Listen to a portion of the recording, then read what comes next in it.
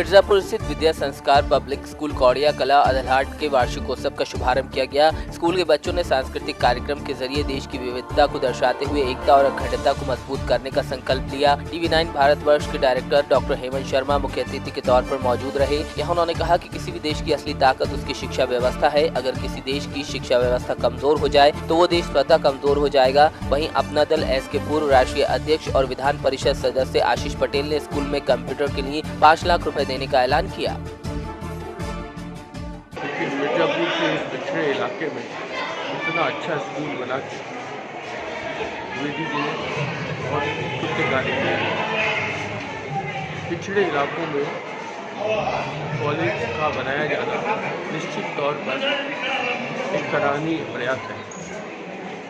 विद्या संस्कार public school विद्या के साथ साथ संस्कारों पर भी जोर देती है। मेरा मानना है कि विद्या के बिना संस्कार और संस्कार के बिना विद्या दोनों बेमानी है। मुझे लगता है संस्कार युक्त विद्या के लिए यह विद्यालय सराहनीय पहल कर रहा है। देखिए, इस विद्यालय की स्थापना इस उद्देश्य से की गई कि ग्रामीण परिवेश में जो बच्चे अर्थाभाव के कारण शहर में नहीं जा पाते हैं उनको उसी उच्च गुणवत्ता की शिक्षा के गांव में ही मिल जाए और कम शुल्क में मिल जाए। इसी उद्देश्य से मेरा यही गांव है बगल में मोहम्मदाबाद। तो मैं तो बनारस में रहता हूँ, वहीं पर शिक्षक भी हूँ, लेकिन मेरी ये तमन्ना की इच्छा थी कि अपने गांव में कुछ ऐसा करूँ।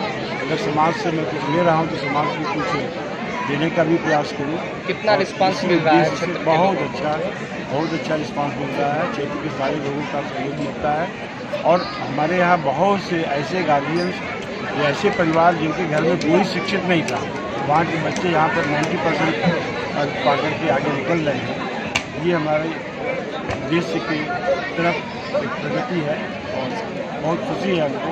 और आप लोग देख ही रहे किस तरह से प्रोग्राम में बच्चे अच्छी तरह से प्रदर्शन कर रहे हैं। गाँव में मुश्किल है क्योंकि इंटरनेट की सुविधा उतनी अच्छी नहीं है और बहुत सारे कंस्ट्रेंट्स हैं जो हम चाहते हैं कि ओवरकम हो लेकिन हो नहीं पाते। लेकिन उसके बाद भी हम ये कोशिश करते हैं कि किसी भी बड़े विद्यालय में, किसी भी जाने माने रिनाउंड विद्यालय में जितनी भी सुविधाएं हैं, हम कोशिश करते हैं कि अपने विद्यालय को हम उससे लैस करें और हम कोशिश करते हैं कि बच्चों की संपूर्ण व्यक्तित्व के विकास के लिए निरंतर हम कुछ ना कुछ प्रयास करते रहते हैं। शहर के अपेक्षा ग्रामीण क्षेत्रों में क्या चुनौतियाँ देखने को मिलती हैं? जी, जैसे मैंने कहा कि टेक्नोलॉजिकली या जितने भी रिसोर्सेज हैं जो कि शहरों में सबसे ज़्यादा आसानी से मिल जाते हैं, जो भी विद्यालय या कोई भी संस्था चला रहे हों उनके लिए वो बहुत आसानी से एक्सेसिबल है।